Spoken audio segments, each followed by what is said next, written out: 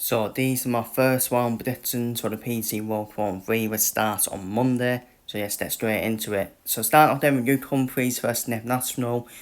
If you didn't see my torn predictions, I have done for Nathan Aspinall to knock Luke Humphries out. I just think it's one of the worst possible first round draws to have for Luke Humphries, in my opinion. There's a real battler and like Nathan Aspinall. And Aspinall suits probably, well, it's 50-50 in terms of suiting the format, but I think it's just a real battle of the day for Humphries to have in the first round. And it's a quick, and like I keep saying, with Humphries and Yetta, the best time to play them is in the first game. It's in the first game, in my opinion. I'm going to go for Nathan Aspinall to win 2-1. Martin Senior, Christopher Tsatsi, 50-50 game for me. Could go either way. But I've done for Christopher Tsatsi because I just feel he is slightly better on the doubles, in my opinion. Chris Dobie versus Cameron Menzies. Easy Chris Dobie win 2-0. Cameron Menzies just hasn't got the mental state and mentality to be playing on the stage, in my opinion. He crumbles for me. He's one of the best players off stage, Cameron Menzies. It's just when he's on stage, he starts to crumble, doesn't he? Rob Cross versus Wessel Nyman. I'm done for Rob Cross to win 2-0. If this wasn't a doubles format, it'd be a more closer game because Wessel Nyman is a talented player, very talented player, but I just feel this format just doesn't suit Wessel Nyman, in my opinion. But we'll wait and see. But I just feel Rob Cross is the better double hitter and double finisher as well. Stephen Bunton versus Nico Sprinter. Stephen Bunton's gone into the tournament in good form, winning that Swiss Stars trophy. Nico Sprinter has got 50% on checkouts as well in terms of his last tournament he played, which is a good thing to have going into the World War 3. So I do think Nico Sprinter will spin through surprises, pardon the pun, in the tournament if you saw my tournament predictions, and I think he'll spin a surprise here. I think he'll edge Stephen Bunton out 2-1, which will be one of the ties of the first round for me. Depending with Stephen Bunton turns up. Danny Noppert versus Jermaine Wattimena. I just think the format suits Danny Noppert more than Jermaine Wattimena. Wattimena is more of a power scorer, while Danny Noppert is the more better double hitter and double finisher. Danny Noppert is a solid player as well. And I think he wins 2-0. James Wade versus Joe Cullen. Easy, simple win for James Wade. Joe Cullen's just 2 out of form. He has been for years. James Wade is made for this tournament. He's made for this tournament as well. One of the best double hitters and double finishers we've probably seen in darts in all time. And then battered the James Wade we know as well, especially this year. Recent 2 made to finals. So 2-0 win for James Wade. Barry Hansen versus Wayne van Barneveld. It's just an out of form Barney, unfortunately. Out of form Wayne van Barneveld. Even if Barry Hansen is out of form this game, I think Barry Hansen will still beat Barney, in my opinion. Couple years though, when Wayne van Barneveld was in his prime, this would be be a classic. But yeah, Barry Hansen to win 2-0. Versus Jim Van Veen. What a game! What a first round draw that is.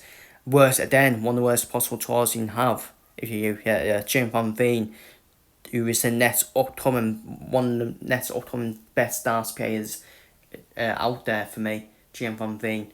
The next one to take over Mike Van Duren, in my opinion, when Van Duren does leave the sport. Jim Van Veen. And Jim Van Veen knocked Luke Humphries out, didn't he? Knocked Luke Humphries out in the World Mass play. And I think Jim Van Veen is going to do it again. I think and Humphries, the 2 big duns, I think they get knocked out in the first round.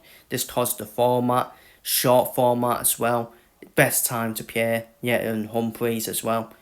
Obviously, if and Humphries do get past their tough first round draws, and then all of a sudden they'll go on a tournament one. That's how the top players work. Let's be real. But I'm going to go for Jim Van Veen to edge Yetta out in the classic 2-1. Peter White versus Mike DeDecker. Mike DeDecker defending his crown against an out of form Peter White, who's been out of form for years. Let's be real. Mike DeDecker, since he won the World War 3, Mike DeDecker, he's not been in the greatest of form, has he? Since he won his first major. Sometimes that can do that to players, can't it?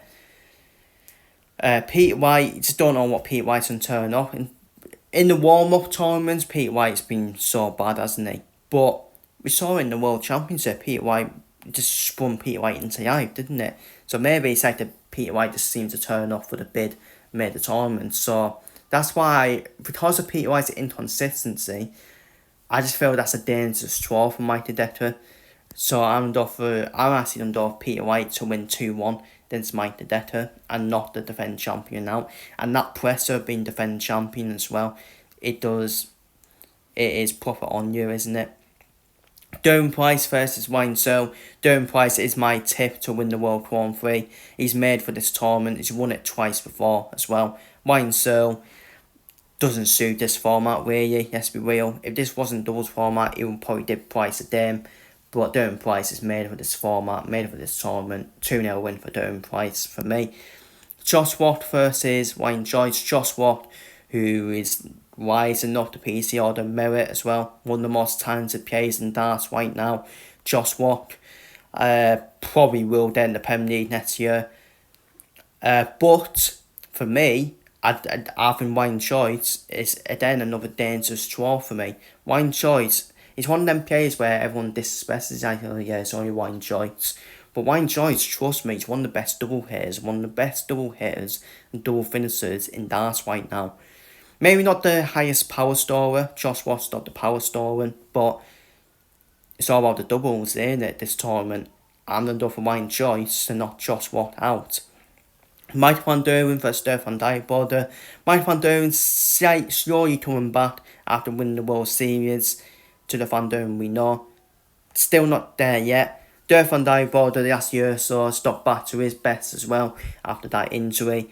But I think Van Duren's in dead on this tournament. I'm going to go for a 2-0 win for Mike Van Duren and Stefan Dijkborder. Ross Smith versus Dal Durney. Proper strap of a game. That will be a very good strap. Ross Smith, power scorer. Dal Durney, better on the doubles, in my opinion. Dal Durney's won this tournament before as well. I'm going to go for Dal Durney to win 2-1 against Ross Smith.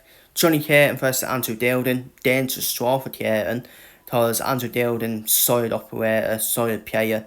You just don't know with Dildon's internal. That's the only issue, isn't it? But Johnny Caton, when Johnny Caton's on it, he's one of the most complete darts players out there. He's got the scoring, got the finishing as well, got the consistency. And I'm going to go for Johnny Caton to win 2-1 against Andrew Dildon in that one. And finally, Damon Heta versus Youth Woodhouse. Damon Heta, inconsistent when it comes to major tournaments. Probably a bit overhyped going to major tournaments. Oh yeah, he's on being outsider, then never does anything. Let's be real. Hot and cold, Damon Heta. Pardon the pun, because his nickname is the Heat. Youth Woodhouse. I think Youth Woodhouse for me is definitely better on the double hit and double finishing than Damon Heta. Damon Heta is the better power scorer, but I'm going to go for Youth Woodhouse to knock Damon Heta out 2-1. So yeah, I think a lot of seeds will go out already in this tournament, in my opinion. So, they're my first round predictions for the PDC World Grand Prix. Feel free to leave your predictions down below in the comments, and I'll see you all for the second round predictions.